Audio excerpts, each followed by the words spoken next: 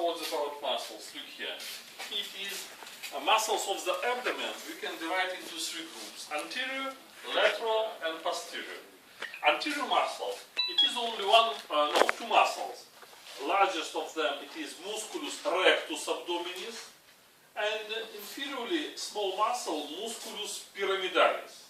That is two anterior muscles.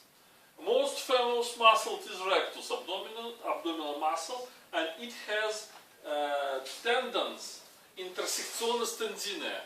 They separate muscles into five halves, into five segments, and each of these segments contracts separately from all another. That is more effective contraction we receive in this case. Three lateral muscles. First of them, musculus obliquus externus abdominis, musculus obliquus internus abdominis, and musculus transversus abdominis. And one posterior muscle, musculus quadratus lumborum. That is all about muscles. But necessary to know topography of this region.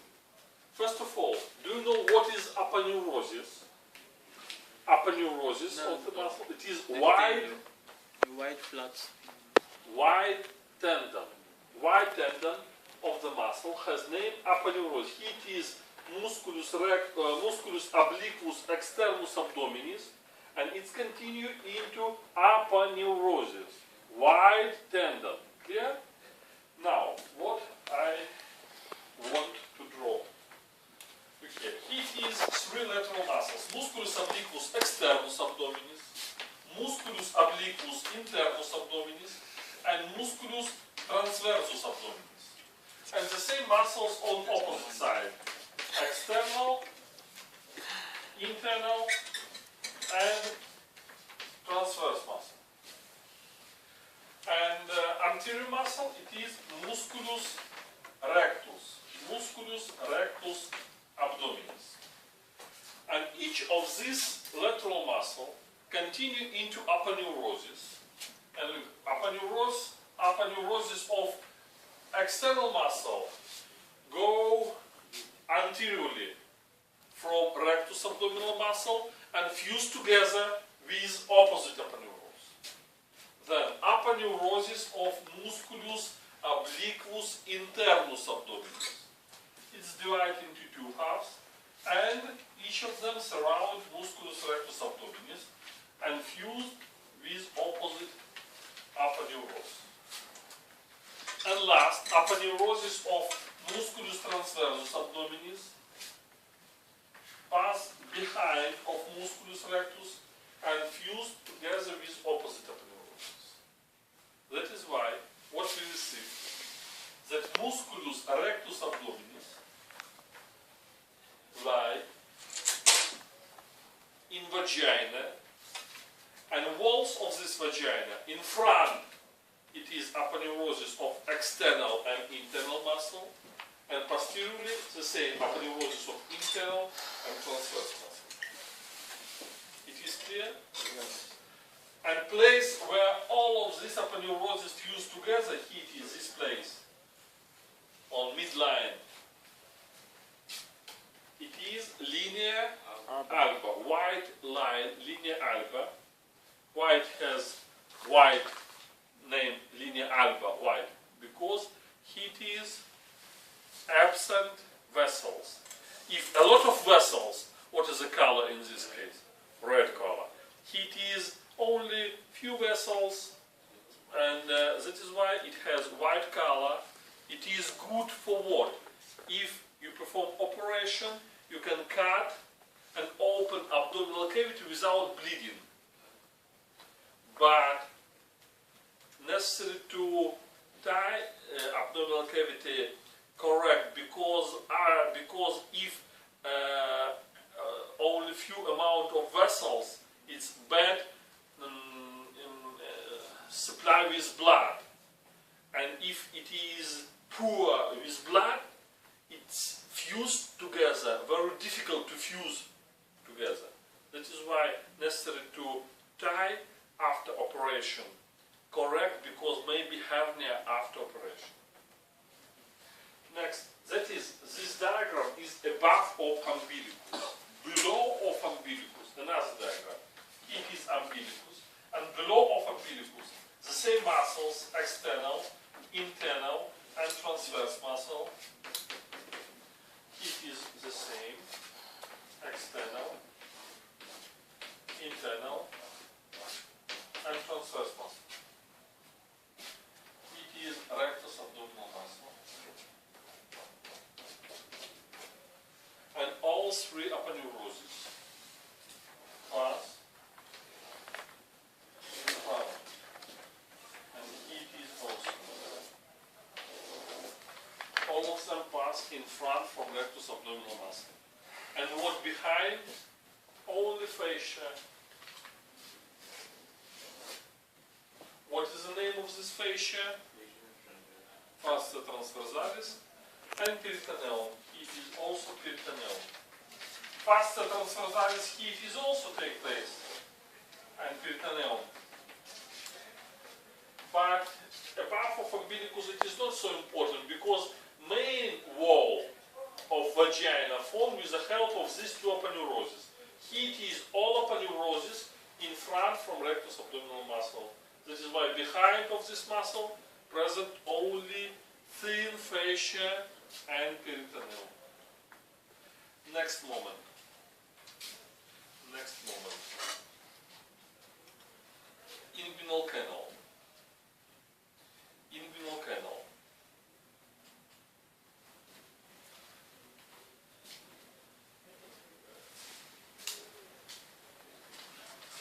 It is external oblique abdominal muscle, musculus obliquus externus abdominis. It's continue into aponeurosis, and lower border of this aponeurosis, here it is, has name inguinal ligament. Inguinal ligament. Now, not necessary to draw diagram. I tell you what necessary to draw. Now only for your understanding.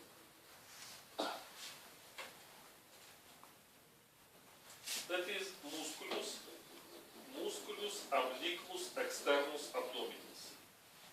And this muscle continue into aponeurosis. Aponeurosis. And this aponeurosis between spina iliaca anterior superior and pubic symphysis tuberculum pubicum, it is lower border of aponeurosis.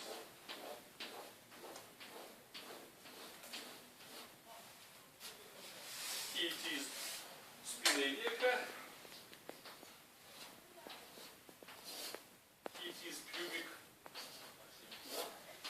symphysis. And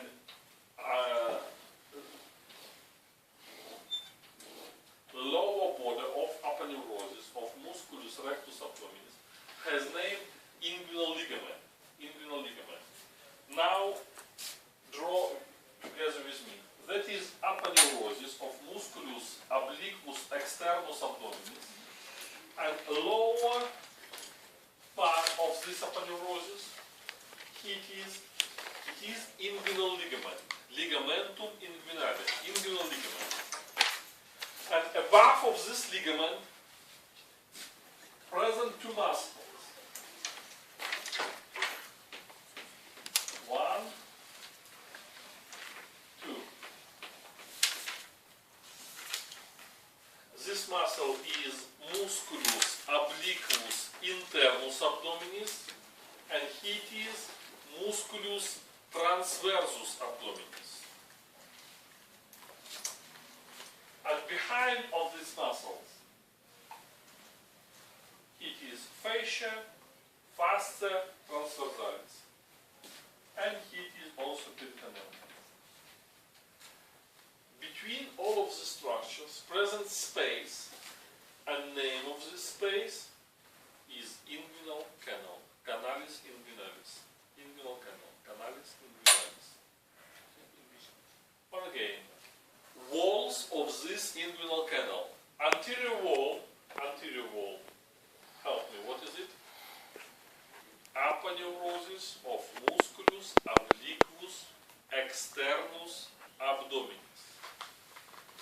inferior wall, it is inguinal ligament. Inguinal ligament, inferior wall. Superior wall formed with the help of three borders of two muscles, musculus obliquus internus abdominis and musculus transversus abdominis.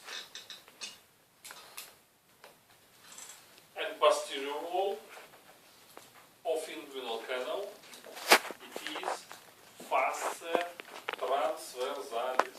Fossae transversalis. Fossae transversalis. Now, look here. That is aponeurosis of external oblique muscle. And in the region of pubic symphysis, aponeurosis divides into two crus. It is crus mediale and it is crus laterale. Lateral and medial crus. And between them, present opening. And name of this opening, it is opposite aponeurosis. It is opposite. And it's also formed opening.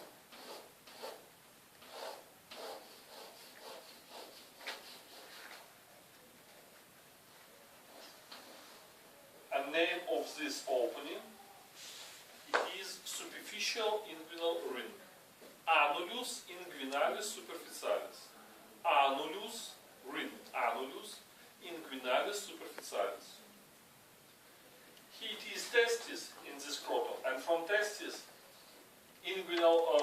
spermatic cord go into this superficial ring and go into inguinal canal. In male, spermatic cord pass in inguinal canal. It is spermatic cord. In female, it is round ligament of the uterus. And what else? For example, if I take my pincet and press in the region of superficial inguinal ring on abdominal wall, what I take with my pincet? I attach to what? To fossae transversalis, because it is absent anterior wall. Clear? In the region of inguinal ring, absent anterior wall. If anterior wall is absent, what formed abdominal wall in the region of this ring? Only fasia and peritoneal.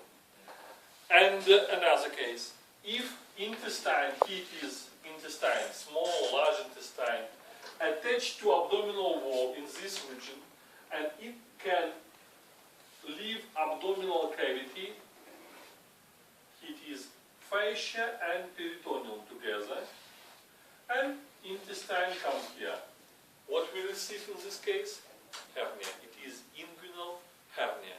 Inguinal hernia can pass from abdominal cavity, from abdominal cavity, pass direct from this superficial inguinal ring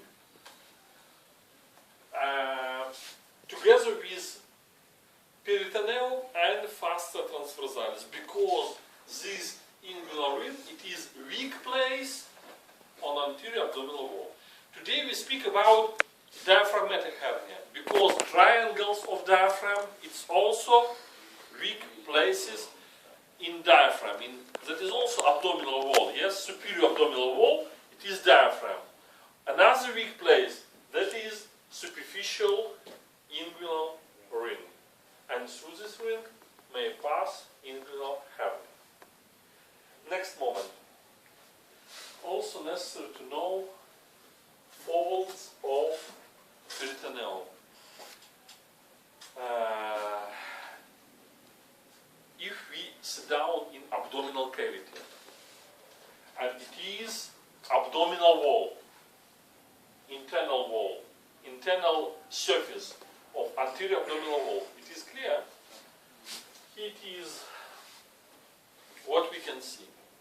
It is umbilicus, below of umbilicus, peritoneal, formed fold of peritoneal. Name of this fold, plica umbicalis mediana. Plica umbicalis mediana.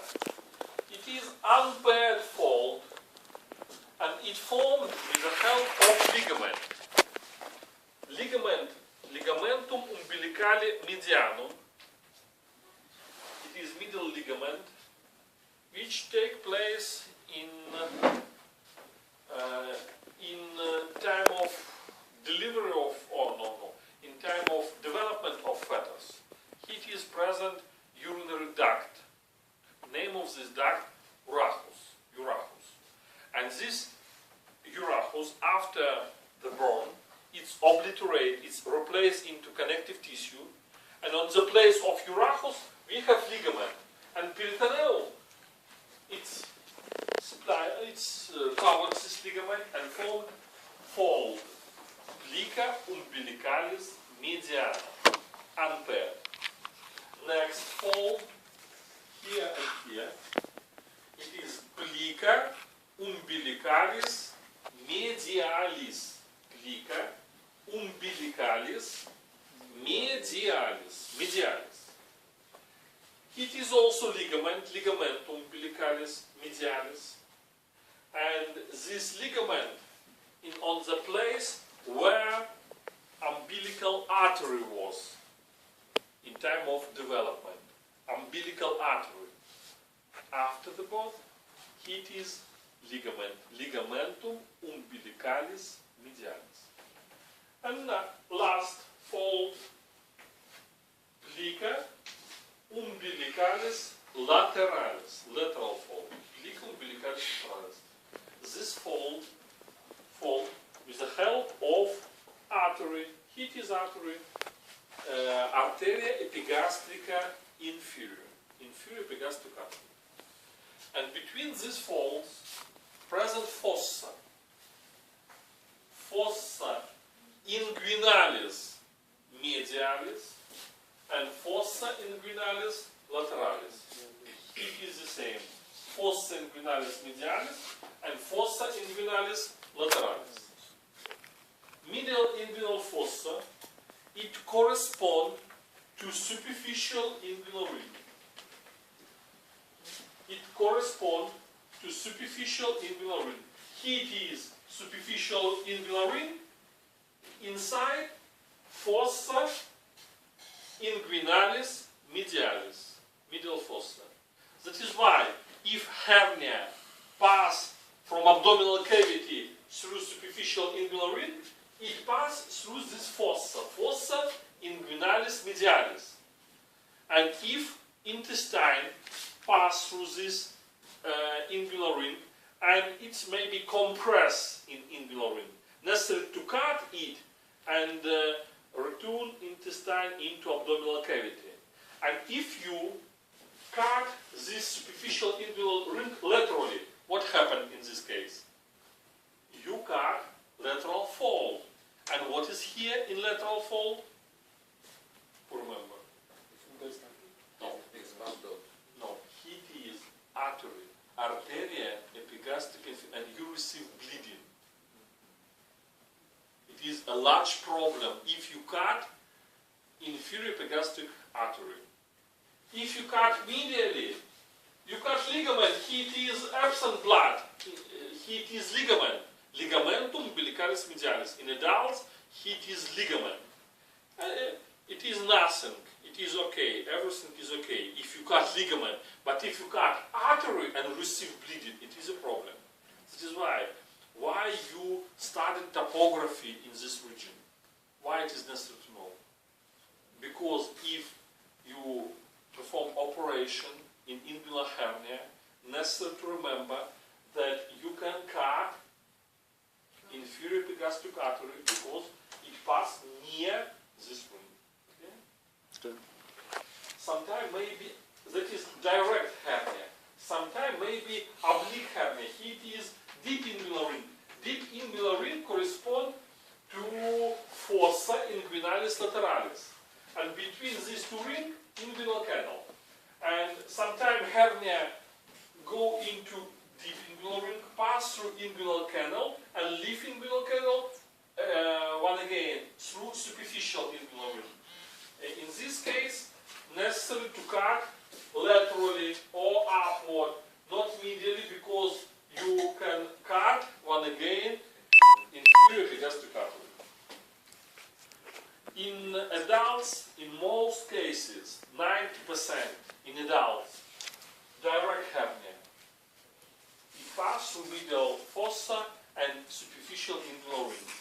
But in childhood, in newborn, in 100% present oblique hernia, oblique inguinal hernia.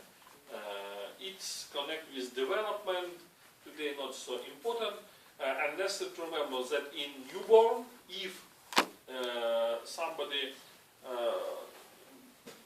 born and has hernia, it is oblique hernia in 100%. In adults, in 90% direct, sometime in 10% maybe oblique hernia in adults.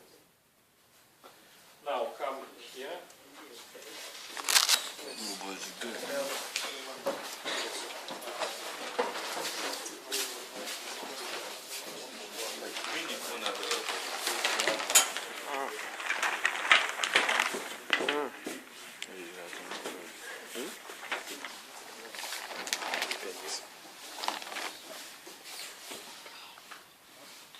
Look here.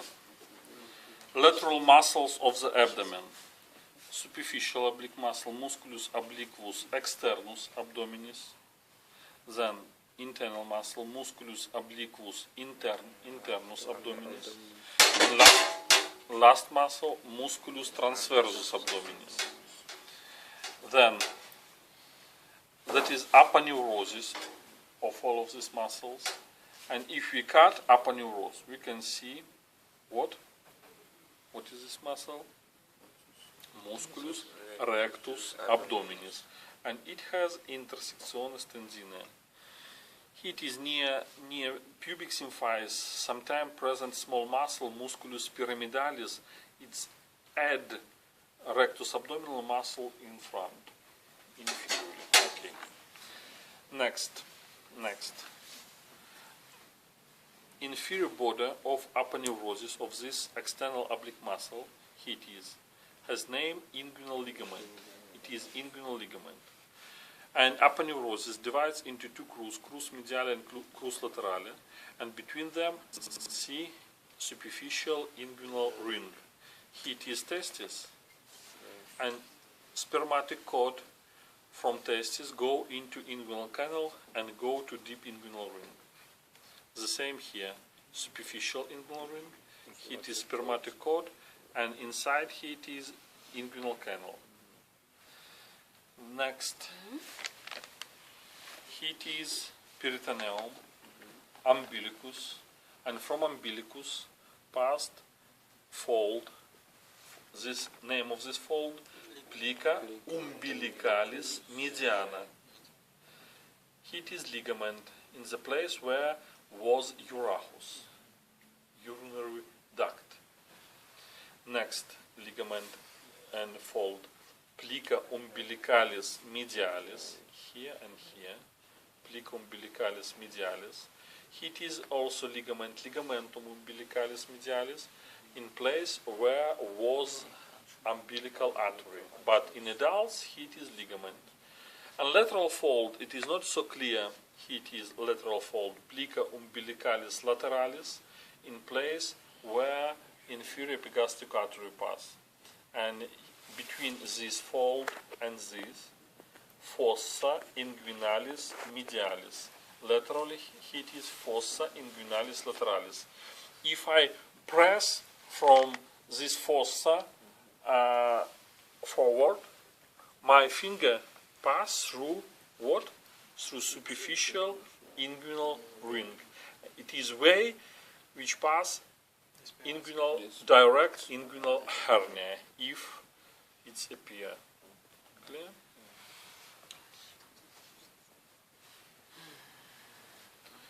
Unnecessary to answer. Walls of inguinal canal. Here it is anterior wall. It is aponeurosis of musculus obliquus externus. Inferior wall, it is inguinal ligament. Posterior wall, it is fossae transversalis. And superior wall, here it is, we not see. Superior wall, it is two muscles, internal and transverse muscle. Musculus obliquus internus abdominis and musculus transversus abdominis. Well, that is all. That is all. Too much. Too much.